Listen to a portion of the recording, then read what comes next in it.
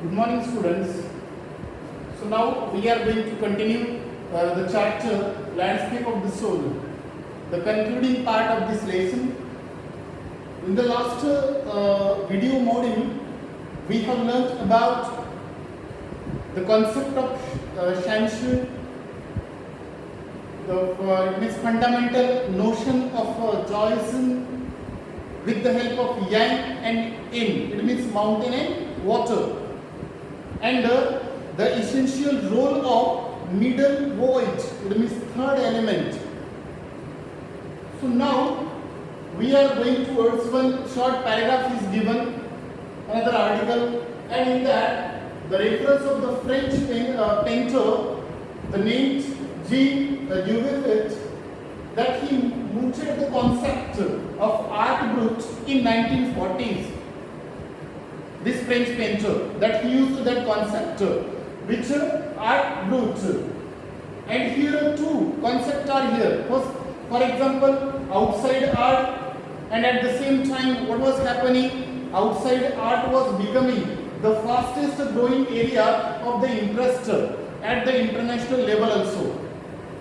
At that time, during the time of 1940s, after that, so this outsider art was becoming the fastest growing area of the interest for the people, even at the international level also. So that is why, first of all, we will discuss about what is meant by outsider art. Listen carefully. Outsider art means art of those who have no right. Why they have no right to be the artist? Because they have not received any formal education of this art, right, or formal training, but still they can show the talent and artistic insight. In other words, outsider art means the man who had not received any formal training of that art or education of that art, but still that he is showing his talent and artistic insight. You could find out so many such people who have not received the education, but still that they are talented. They have the sense. They are at the front in that field, though not received the proper education or the formal training. This is what outsider art, it means, without formal training or education.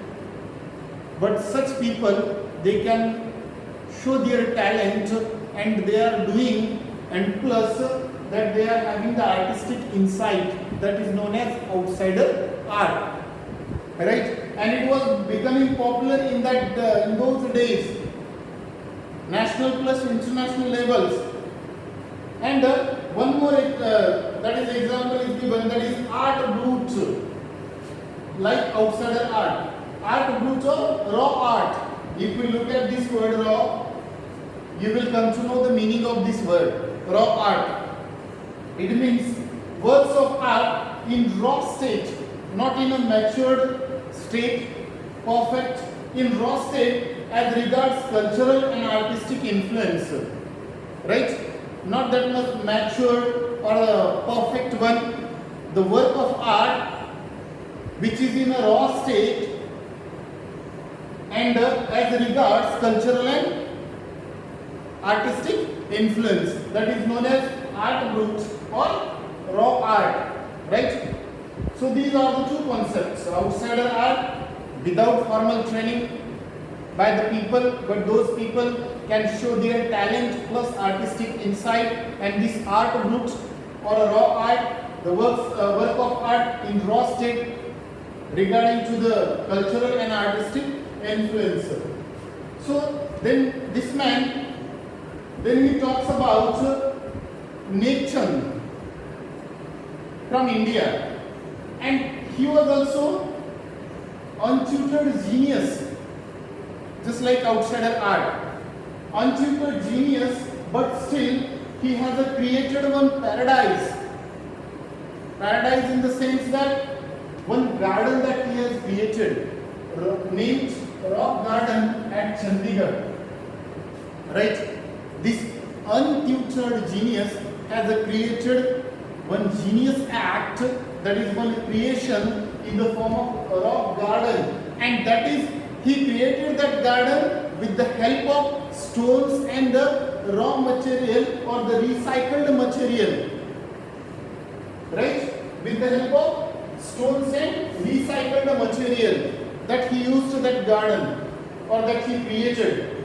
And so that's why this man mentioned that he is considered as the India's biggest contributor to outsider art, because he had not received any formal training, but still that he had created a paradise in the form of rock garden at Chandigarh. So that's why his contribution is considered as the biggest in India. Right? So now, so that's why recognizing his art at the international level also, the Swiss Commission for UNESCO will be honoring him with a special award, and for this special his creation, not only in one country but in many other countries like Belgium or so many countries that his art is famous. So that's why his name is recognized there. Fame that he got, this man. And he made one statement at the end of this month there. Which statement? The biggest reward for him, to whom? For nature. He himself made the statement nature. The biggest reward for me, that which walking through the garden and seeing the people enjoy the art or enjoy my creation.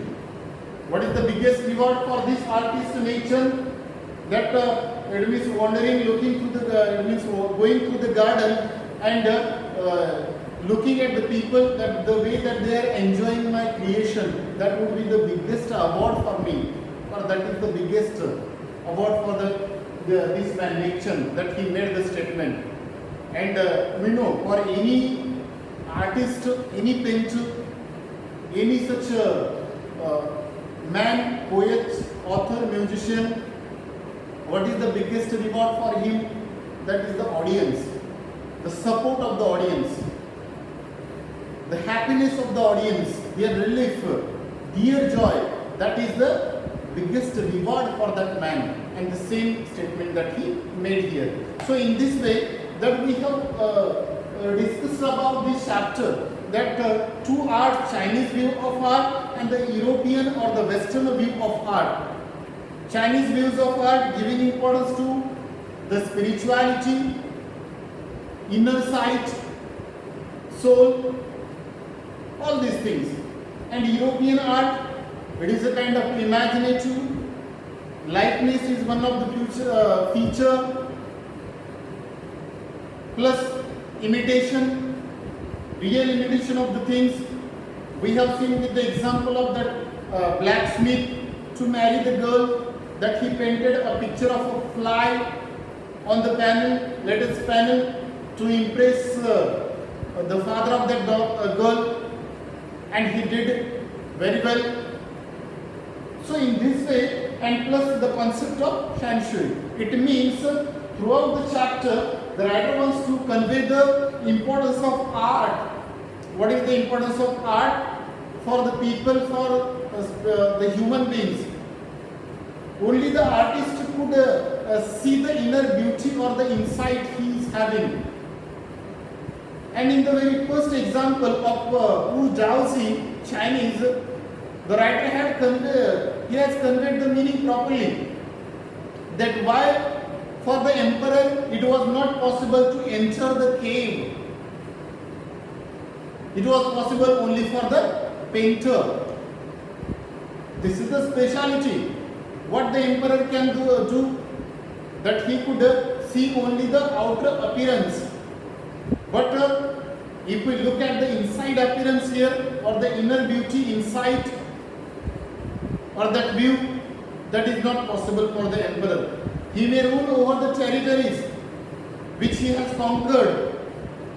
But whenever we talk about to see within the art, etc., all these things, or the way and the method, this is not the cup of tea of that emperor or a common man. It is only possible for the artist, maybe the painter, poet, musician. You might have heard the story of that Mona Lisa. The lady was so simple, but why she is famous today? Only because of that painter, that artist who created that art. Right? It means the writer wants to say the importance of art and the artist here. What they can do, they can change the view.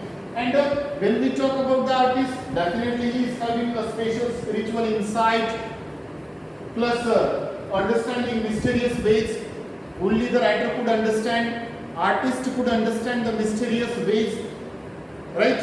Methods and the paths or the ways, and spiritual enlightenment.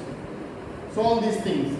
It means the writer has given here the importance of art and artist in short.